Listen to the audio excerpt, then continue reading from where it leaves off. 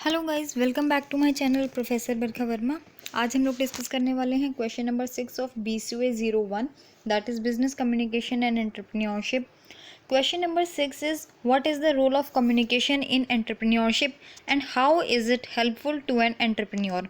आपके एंटरप्रेन्योरशिप में किस तरीके से कम्युनिकेशन का क्या रोल होता है, अगर वो आपस में कम्युनिकेट करते हैं तो उसके कौन कौन से बेनिफिट्स होते हैं, और एक एंटरप्रेन्योर के लिए ये कम्युनिकेशन किस तरीके से हेल्पफुल होता है।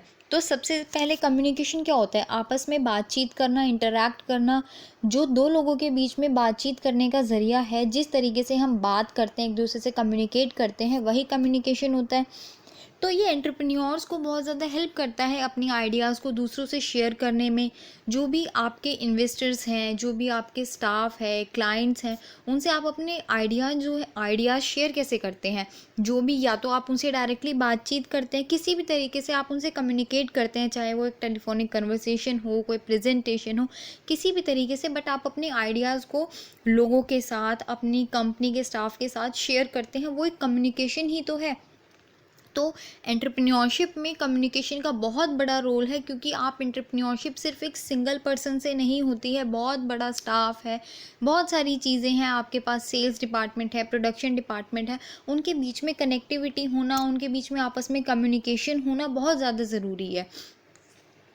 और ये आपको बहुत जगह हेल्प करता है। जैसे आपके पास कोई नया प्रोजेक्ट आया है जिसके बारे में लोग नहीं जानते, तो आप कम स्टाफ को क्या करेंगे, एम्प्लॉयज़ को ट्रेनिंग प्रोवाइड करेंगे। ट्रेनिंग में आप कम्युनिकेट करेंगे, आप किस तरीके से उनसे काम करवाना चाहते हैं, किस तरीके का आपको काम चाहिए, आप उनसे कम्युनिकेट करेंगे, उन्हें बताएंगे, तभी तो एम्प्लॉयज़ उस तरीके से काम कर पाएंगे। तो अपने प्रोजेक्ट को एक्सप्लेन करना, उनको ट्रेनिंग प्रोवाइड करना, उनसे फ़ेस टू फेस बात करना, उनको time to time information provide करना, यही कम्युनिकेशन का पार्ट है। और डेफिनेटली अगर आपकी कंपनी में कम्युनिकेशन बहुत ज़्यादा इफ़ेक्टिव है, टाइमली है, तो डेफिनेटली बिज़नेस को ये चीज़ें पे बैक करती हैं, यानी बहुत अच्छे से डेफिनेटली उनको रिटर्न में प्रॉफिट्स बहुत अच्छे होते हैं। उनकी वो ऑर्गेनाइजेशन, वो एंटरप्राइज बहुत अच्छे से सक्सीड करता है, उनकी ब्रांड वैल्यू बहुत अच्छी हो जाती है। इसी तरीके से ये एंटरप्रेन्योर को भी बहुत ज़्यादा हेल्प करता है। देखिए, सबसे पहले first point is build a positive relationship with employees. आपकी कंपनी में जितने भी स्टाफ हैं, जो भी एम्प्लॉयज़ हैं, सुपीरियर्स हैं, सबऑर्डिनेट्स हैं, उन सभी को आपको करेक्टली इन्फॉर्मेशन प्रोवाइड करनी होती है। यानी कि अगर आपकी कोई इन्फॉर्मेशन इस तरीके से आप प्रोवाइड करते हैं, आधी अधूरी, आधी उन्हें सुनाई दे रही है, आधा सर्कुलर जा रहा है, तो वो कहीं ना कहीं ऑर्गेनाइजेशन के लिए, एंटरप्राइज के लिए प्रॉब्लम क्रिएट करेगा। So imparting the correct info with the clarity, ताकि मिस इंटरप्रिटेशन जो हो जाती है, यानी कि गलत फहमियाँ जो हो जाती हैं, उन्हें हम कम से कम कर सकें और टाइम से बहुत अच्छा वर्क डिलीवर कर सके क्लाइंट्स को। इससे क्या होता है कि जो आपके बिजनेस और आपके जो एम्प्लॉयज़ हैं, उनके बीच में बहुत अच्छा स्ट्रॉन्ग बॉन्ड बन जाता है। इससे बहुत ज़्यादा हेल्प होती है। अगर आपके एम्प्लॉयज़ डिस्कशन करते हैं, उनसे आपको फीडबैक मिलता है, तो आप बहुत अच्छे से ना एक म्यूचुअली बेनिफिट एनवायरनमेंट बना सकते हैं, कि जिससे एम्प्लॉयज़ को भी फ़ायदा हो रहा है और एंटरप्राइजेज़ को भी फ़ायदा हो रहा है। And second point is establish a connection between employees and a business. जैसा कि मैंने आपको बताया था कि एक स्ट्रॉन्ग बॉन्ड होना चाहिए आपके बिजनेस और आपके एम्प्लॉयज़ के बीच में। उनके बीच में कोई भी कम्युनिकेशन गैप नहीं होना चाहिए। उन्हें ऐसा लगना चाहिए कि हम इस ऑर्गेनाइजेशन का पार्ट हैं। उनमें एक फीलिंग होनी चाहिए, सेंस ऑफ बिलोंगिंगनेस, जिससे कि वो ऐसा समझे कि ये हमारी कंपनी है, हमें इसके लिए काम करना है। अगर कंपनी ग्रो करेगी तभी हम लोग भी ग्रो करेंगे। तो ये जो सेंस ऑफ बिलोंगिंगनेस है ना, कि हाँ हम इस कंपनी से जुड़े हुए हैं, ये कम्युनिकेशन के थ्रू ही आती है।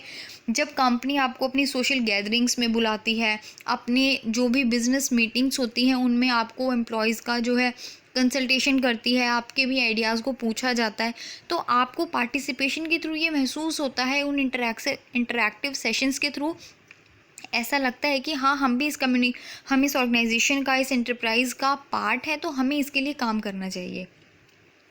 देन आता है strengthens the bond with clients and stakeholders. आपके जो भी क्लाइंट्स हैं, स्टेक होल्डर्स हैं, उन सभी को भी आपको अच्छे से कम्युनिकेट करना होता है, जिससे कि आप उनके साथ टच में रह सकें और उनको एक बहुत अच्छा एक्सपीरियंस दे, जिससे कि वो आपके साथ दोबारा दोबारा काम करना चाहें। क्लाइंट्स को भी बहुत सारे बेनिफिट्स होते हैं कम्युनिकेशन से, टैंजिबल बेनिफिट्स, इनटैंजिबल, यानी कि जो बेनिफिट्स दिखाई देते हैं और जो नहीं भी दिखाई देते हैं। सपोज़ आपकी जो सेल्स है वो बहुत ज़्यादा अच्छी हो गई है, आपके कंज्यूमर जो हैं यानी कि आपके जो कस्टमर्स हैं वो लॉन्ग टाइम के लिए रिटेन हो गए हैं, आपकी ब्रांड वैल्यू बढ़ गई है। जब टेक्नोलॉजी और कम्युनिकेशन ये साथ में मिल जाते हैं ना, तो ये समझ लीजिए कि आपकी सक्सेस को कोई नहीं रोक सकता, क्योंकि आप अपनी चीज़ों को कस्टमाइज़ कर सकते हैं, पर्सनलाइज्ड आप ईमेल्स भेज सकते हैं कस्टमर्स को, उनका फीडबैक ले सकते हैं, न्यूज़ लेटर्स भेज सकते हैं। तो इस तरीके से जब आप टेक्नोलॉजी और कम्युनिकेशन को आपस में मिला लेते हैं, तो आपके बीच की जो दूरी होती है, जो डिस्टेंस होता है, वो ऑटोमेटिकली कम हो जाता है और आप ज़्यादा अच्छे से काम कर पाते हैं, और जो आपके कस्टमर्स हैं उनका भी सेटिस्फेक्शन लेवल बढ़ जाता है। And next point is fortifies decision making, यानी कि अगर आप अपनी कंपनी में बहुत ज़्यादा कम्युनिकेट करते हैं, आपका एग्जीक्यूशन लेवल अच्छा हो जाता है। जब भी आप स्ट्रैटेजीज़ बनाते हैं, लोग अपने स्टाफ से कम्युनिकेट करते हैं, तो आपकी वर्किंग बहुत ज़्यादा क्विक हो जाती है, आपकी डिसीजन मेकिंग बहुत ज़्यादा फास्टर हो जाती है, डिलेज जो है वो बहुत कम हो जाते हैं, यानी कि हैंड टू हैंड सारे काम कंप्लीट हो रहे हैं। तो इससे क्या है कि कंपनी बहुत टाइमली चीज़ों को कर पाती है, टाइमली प्रोजेक्ट्स कंप्लीट होते हैं, जिससे कि आपकी एक पॉजिटिव ब्रांड इमेज बनती है। So it is important to communicate all the decisions to the employees and clients and stakeholders। आपके जितने भी क्लाइंट्स हैं, स्टेक होल्डर्स हैं, इन्वेस्टर्स हैं, सभी को अपना जो भी आपका डिसीज़न है, जो भी आपकी पॉलिसी है, ये टाइमली बताना, अपने डिसीजंस को बताना ज़रूरी है, ताकि उन्हें भी ऐसा लगे कि आपकी जो कंपनी है वो ट्रांसपेरेंसी से काम कर रही है, यानी कि बहुत फेयर काम हो रहा है आपकी ऑर्गेनाइजेशन में। And next point is promote innovation and creativity. Definitely entrepreneur के सबसे यूनिक कैरेक्टरिस्टिक यही है कि वो कुछ न्यू इनोवेटिव मार्केट में लेकर आता है, अपने क्रिएटिव आइडियाज़ से वो अपनी एक अलग पहचान बनाता है।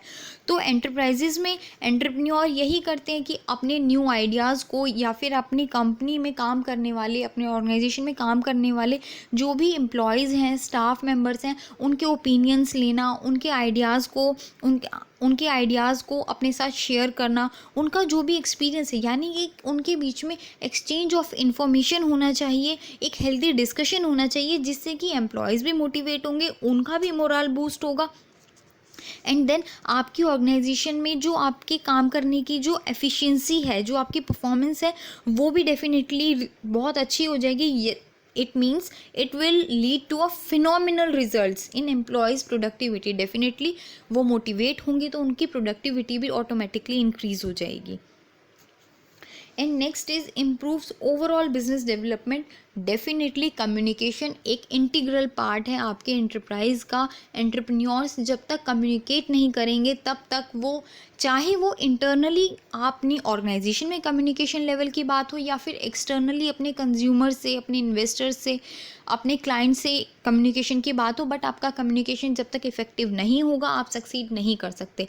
सो to have a effective communication, you must communicate with clarity, transparency, so that you can make a strong connection with the investors, clients, और योर बैंक्स, क्रेडिटर्स, कस्टमर्स, इन सभी से आपका ना एक बहुत स्ट्रॉन्ग रिलेशनशिप होना चाहिए। और ये सभी जब भी पॉसिबल है जब आपका कम्युनिकेशन बहुत अच्छा होगा, जब आपकी वोकैबलरी बहुत अच्छी होगी, आप अच्छे अच्छे वर्ड्स यूज़ करेंगे, जिससे कि बहुत ज़्यादा ना इम्प्रेसिव एक पॉजिटिव एनवायरनमेंट बनता है। कम लोगों को भी, आपके इन्वेस्टर्स जो है उन्हें भी लगता है कि नहीं, इस पर्सन के पास बहुत ज़्यादा एक्सपीरियंस है। वो एक्सपीरियंस किस तरीके से रिफ्लेक्ट होता है, आप जिस तरीके की वोकैबलरी यूज़ करते हैं अपने कम्युनिकेशन में, चाहे वो ओरल है, चाहे वो रिटर्न कम्युनिकेशन है, but your words, your vocabulary, your word power, जो भी आप, जिस तरीके के वर्ड्स आप कम्युनिकेशन जिस तरीके का यूज़ करते हैं, उससे आपका एक रिफ्लेक्शन बनता है, यानी कि आपकी एक इमेज बनती है। अगर आप बहुत अच्छे वोकैब यूज़ करते हैं, आपका बात करने का तरीका, आपके जो वर्ड्स हैं वो बहुत अच्छे हैं, तो कहीं ना कहीं एक पॉजिटिव इम्प्रेशन भी देती है और आपको बहुत सारी डील्स क्रैक करने में भी आपकी हेल्प करती है। और डेफिनेटली जहाँ पर कम्युनिकेशन होगा वहाँ कन्फ्यूजन्स भी कम होंगी, मिसअंडरस्टैंडिंग्स भी कम होंगी, और जो डिस्प्यूट्स हैं अगर वो इन केस होते भी हैं तो बहुत जल्दी सॉल्व हो जाएंगे।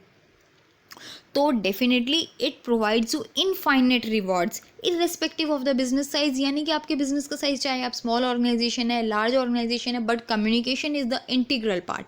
यानी ये तो कंपलसरी है कि आपको अपनी ऑर्गेनाइजेशन में कम्युनिकेशन का लेवल बहुत अच्छा रखना चाहिए।